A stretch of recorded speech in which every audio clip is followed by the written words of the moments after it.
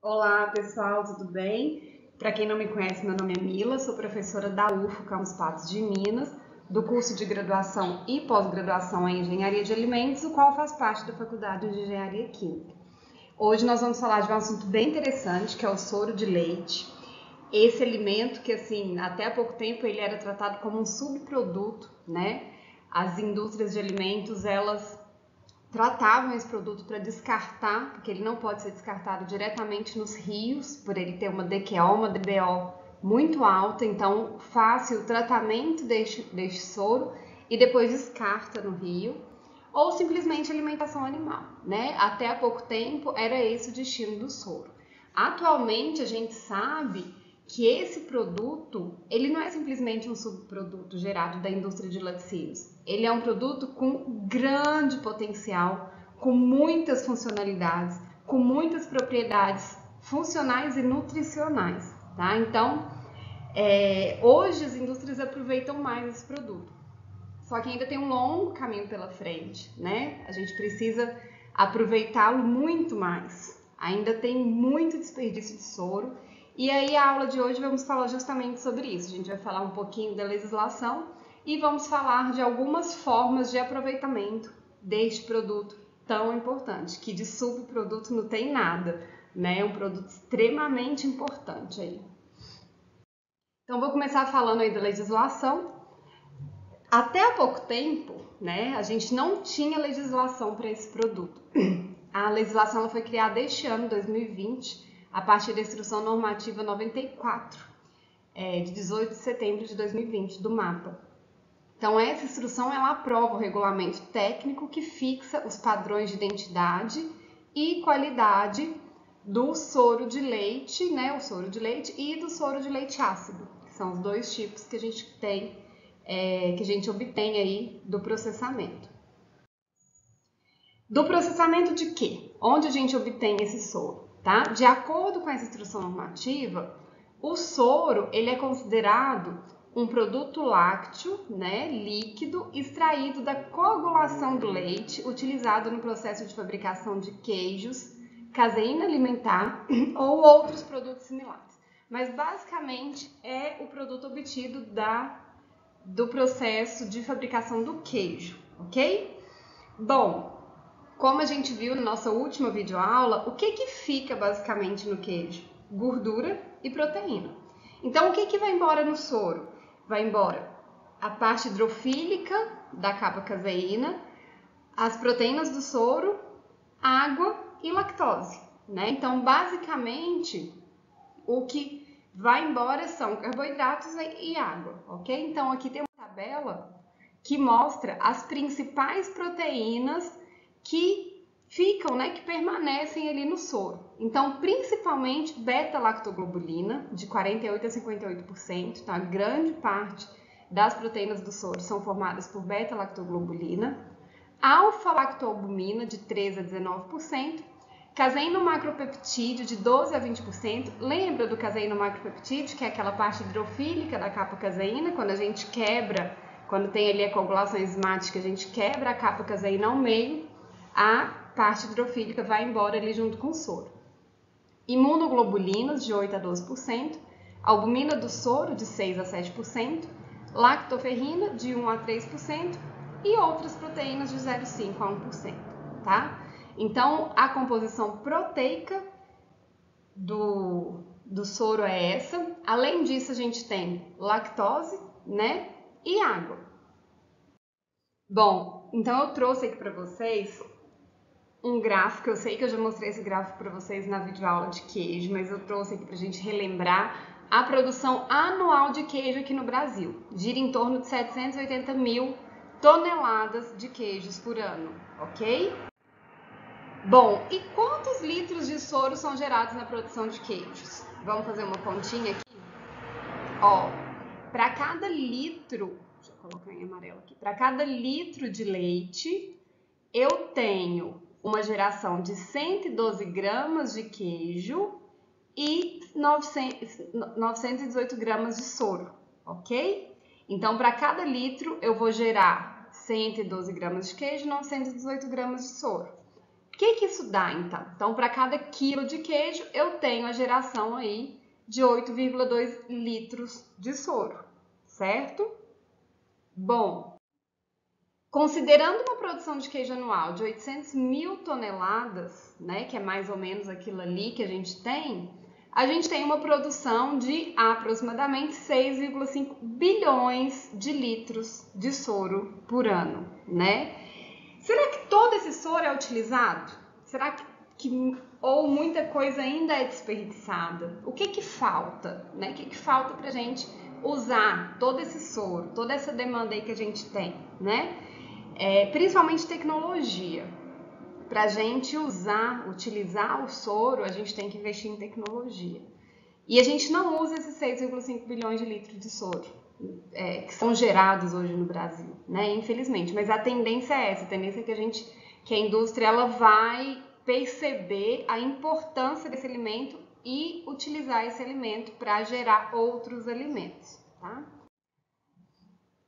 Pra vocês terem ideia, gente, apesar dessa geração gigantesca de soro que a gente tem no Brasil, porque a gente tem uma grande produção de queijos aqui no Brasil, a gente importa também uma grande quantidade de soro, tá? Então, eu trouxe para vocês um dado, ó, a quantidade de importação de soro de leite em pó. Aqui tá importação e aqui é exportação. Então, a gente importa 28 mil toneladas, né? 28 mil toneladas de soro e exporta 48 toneladas de soro. Ou seja, o que significa isso? Apesar da gente produzir 6,5 bilhões de litros de soro por ano, a gente ainda tem que importar soro. Então, ou esse soro produzido no Brasil não está sendo aproveitado, né? Ou a demanda por soro em pó aqui é muito grande. De fato, com esse número aí que a gente vê de grande importação de soro, tem demanda, né? Tem demanda para esse produto. O Brasil, ele precisa de soro em pó, ok?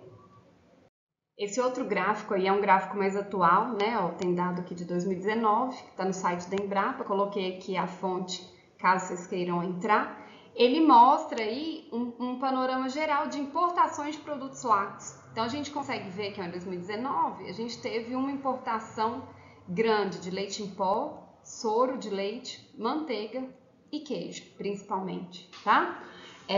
Ou seja, tem muita demanda no Brasil, né? Então, muita coisa ainda pode ser produzida aqui dentro, porque a gente tem importado muito. Pra vocês terem ideia, em 2019 a gente importou 400 milhões de dólares em produtos lácteos. Né? Nossa balança comercial para leite, para lácteo, sempre é negativa, ou seja, a gente importa muito mais do que exporta. Então, a demanda é grande, tem muita coisa ainda para crescer e para produzir aqui no Brasil. Bom, entendido aí então essa parte de mercado e da importância que este produto representa para o nosso país, eu vou entrar um pouquinho na parte de legislação, tá? Ficou um pouco carregado os slides, mas é que eu quero deixar bem claro para vocês tudo que a legislação, que essa nova legislação, né, de 2020, a primeira para o soro, trouxe para nós aí com relação ao soro de leite. Então, a primeira classificação é com relação à acidez, tá? Com relação à acidez, essa instrução normativa ela classifica o soro em soro de leite ou soro de leite ácido. Qual que é a diferença? Lembra lá na nossa videoaula de queijo que a gente falou que tem dois processos para produzir queijo? O processo a partir de uma coagulação enzimática e o processo a partir de uma coagulação lática ou ácida, tá? Em um eu vou utilizar a enzima, que é a coagulação enzimática, no outro eu vou utilizar um processo de fermentação ou acidificação, tá? Para precipitar ali as caseínas no ponto isoelétrico dela.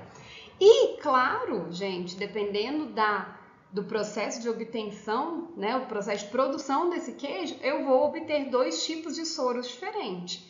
No caso da coagulação enzimática, eu vou obter o soro de leite com um pH um pouco mais alto, né? Eu não tive queda de pH, então o pH ali entre 6 e 6,8.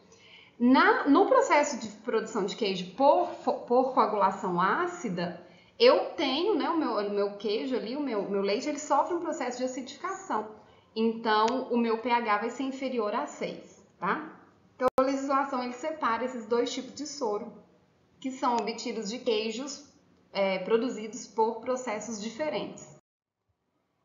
E esse soro de leite e soro de leite ácido, ele tem que seguir aí alguns parâmetros físico-químicos. Com relação ao pH, 6 a 6,8, acidez titulável de 0,8 a 0,14 para o caso do soro de leite, para o soro de leite ácido não tem parâmetro, e sólidos totais mínimo 5, ok? Tem outra classificação aqui, que é o soro de leite concentrado, que a gente vai ver daqui a pouquinho, e o soro de leite ácido concentrado, tá? A gente vai falar dessa classificação daqui a pouquinho, mas eu já vou falar os parâmetros aqui para vocês, que a legislação traz a tabela todo mundo junto. pH de 5,8 a 6,9 e sólidos totais mínimo 11, tá? Porque ele é um soro concentrado. Com relação à classificação, levando em consideração o tratamento térmico, a gente tem soro de leite refrigerado, é aquele que após obtido passou simplesmente pelo processo de refrigeração. Soro de leite termizado é aquele que passou por um pré-aquecimento, tá? A legislação ela não traz essas temperaturas. O que é um pré-aquecimento? Qual temperatura que eu posso usar? Essa instrução normativa ela não fala da temperatura. Soro de leite pasteurizado, quando for submetido à pasteurização, também não fala de temperatura. Eu acredito que eles devem considerar aí a mesma temperatura para o leite, tá? E aí, gente, o que é a importância dessa classificação em relação ao tratamento térmico? É o tempo que esse produto, que esse soro, ele pode ficar até ser processado. Então, por exemplo, um soro que só foi refrigerado, ele pode ser utilizado em no máximo 72 horas, tá? Então, o tempo transcorrido entre a obtenção do soro refrigerado até o início do seu processamento, no máximo 72 horas. Aquele que sofreu um pré-aquecimento, ele pode ficar até 96 horas. E aquele que foi pasteurizado, até 120 horas, tá? Claro que sob refrigeração, ok? Bom, uma terceira classificação que essa legislação traz para nós é com relação à concentração, tá? Ela classifica em soro de leite concentrado quando ele é submetido a desidratação parcial, ok? E soro de leite em pó, quando ela é submetida a desidratação total, certo? No caso da desidratação parcial, ele também tem que ser refrigerado após o processo. A desidratação total não precisa, ok? E as características físico-químicas do caso da desidratação total, que é o soro de leite em pó e o soro de leite ácido em pó. Do soro de leite concentrado, são aqueles parâmetros que eu mostrei para vocês nesses 2 slides atrás, tá? Que aí é só com relação à acidez e a sólidos totais. Então, no caso do soro em pó, existem mais parâmetros aí para serem analisados. Eles analisam a lactose, que tem que ser no mínimo 61%, proteína láctea no mínimo 10, no caso do soro em pó, e mínimo 7 para soro de leite ácido em pó, umidade máximo 5, máximo 4,5, cinzas máximo 9,5 e máximo 15, acidez titulável máximo 0,35, mínimo 0,35 e pH mínimo 5,1, máximo 5,1, ok? E uma outra classificação, a última, com relação ao teor de sais minerais e lactose, tá? Então, esse soro, gente, ele pode passar por um processo de desmineralização. E aí ele é chamado de parcialmente desmineralizado, ou se for totalmente retirado, né, os sais minerais, desmineralizado. Então, quando ocorrer a redução no teor de sais minerais, né?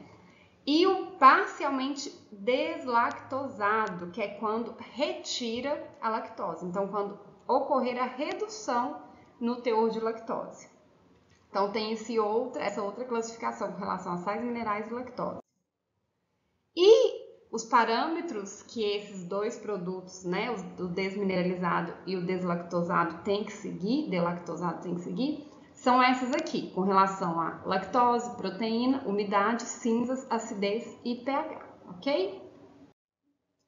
E com relação às características sensoriais, esse soro, no caso do soro no caso do líquido, né, ele tem que ter consistência líquida, no caso do concentrado, consistência viscosa, e no caso do soro em pó, a consistência em pó.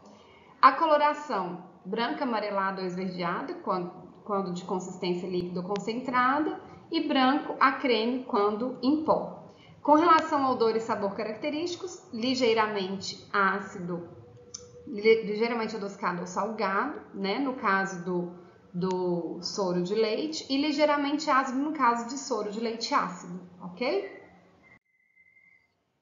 E com relação, gente, aos parâmetros microbiológicos, a legislação traz para nós apenas com relação ao soro de leite em pó, tá?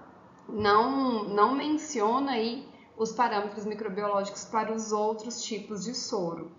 Então, no caso do soro de leite em pó, o que eles levam em consideração? Quais são os parâmetros, né? Aeróbios mesófilos viáveis, coliformes totais a 30 a 35, coliformes termodolorantes a 45, estafilococcus aureus coagulase positivo e salmonela, tá?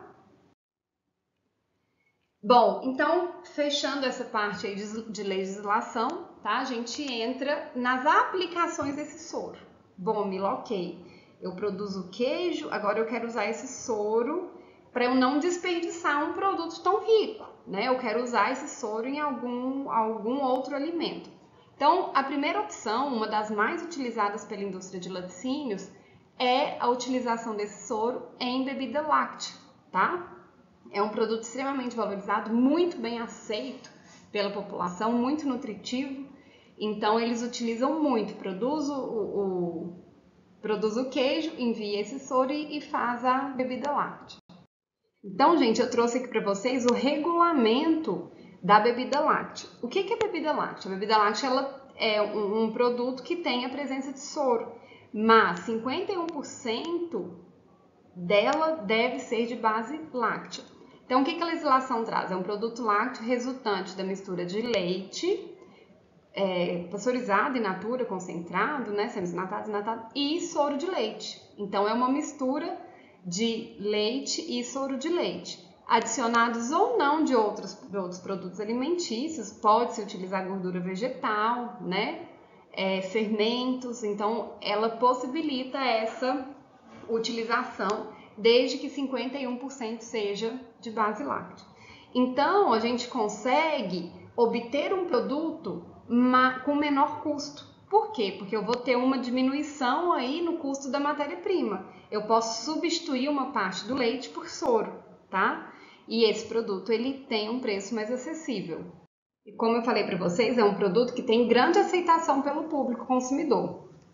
Muitas vezes a gente até confunde, né, bebida láctea com iogurte, com leite fermentado, né? E na verdade não é, são duas coisas diferentes. A bebida láctea é qualquer produto fermentado ou não, adicionado substância ou não, que tenha aí soro misturado ao leite, certo?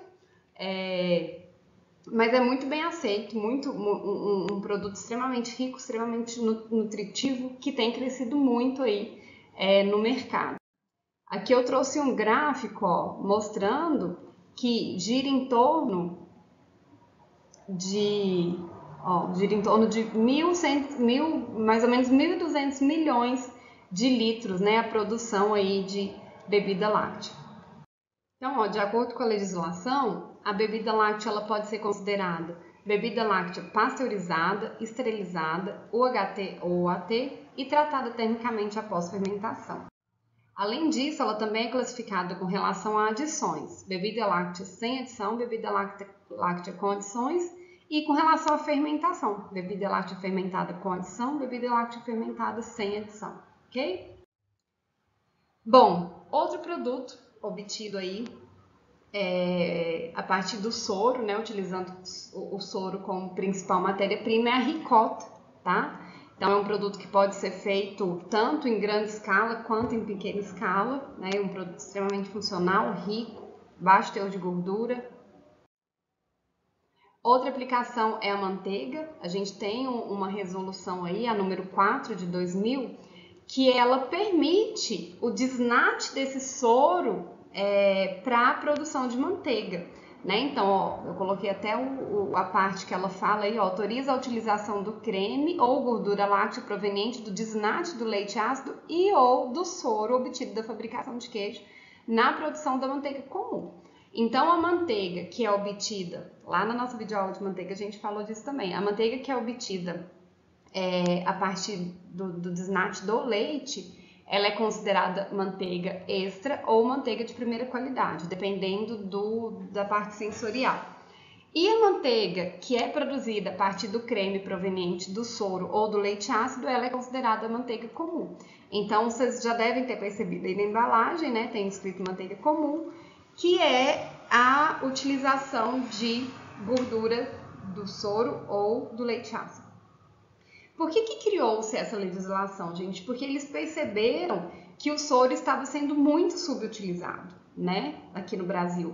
E aí criaram, né, viram que a produção de queijo era muito alta e criaram essa resolução para tentar utilizar melhor esse soro que até nesses anos aí, 2000, estava sendo praticamente todo desperdiçado, tá? Outra aplicação é a produção de soro em pó, tá? Tem um capítulo no livro do Cruz, volume 3, que fala só sobre soro em pó. Então, se vocês quiserem aprofundar nesse assunto, tem esse capítulo no livro do Cruz e tem um livro também do Inova Leite que traz um capítulo sobre a produção de soro em pó, tá? Não dá pra gente entrar nisso agora, senão ficaria muito grande a aula. Então, algumas aplicações aí de soro em pó, muito utilizado em produtos light, diet, né, como substituição de gordura. Tem-se a utilização de membranas no processo de concentração desse soro, tá? Ou separação de componentes do soro. Outro tema extremamente importante, até coloquei aqui o site da Inova Leite, onde vocês conseguem obter em PDF, né? Comprar esse livro bem barato, acho que eu comprei, se eu não me engano, acho que é R$16. E nele tem um capítulo sobre membranas para o processamento e fracionamento do soro de leite. Então, no site da Inova Leite, vocês conseguem adquirir esse material que fala bem profundamente do soro e dentre os capítulos, tem esse capítulo que é especificamente para membranas. E nesse mesmo livro aí, né, ele traz pra gente uma tabela bem interessante, mostrando aí a diferença entre o concentrado proteico de soro, né, o isolado proteico de soro, o soro em pó e o soro em pó ácido. Então, quais são as principais diferenças na composição destes produtos, né, obtidos a partir do soro de leite? Umidade, no caso do concentrado, no máximo 4, no isolado proteico 4,5, no soro em pó 5 e no soro em pó ácido de 3,5 a 5. Quantidade de lactose no concentrado varia de 10 a 55%. No isolado é bem baixinho, porque o próprio nome diz isolado, né? Ele concentra, ele isola o restante e concentra aí a proteína. Soro em pó 61%, soro em pó ácido de 61 a 70%.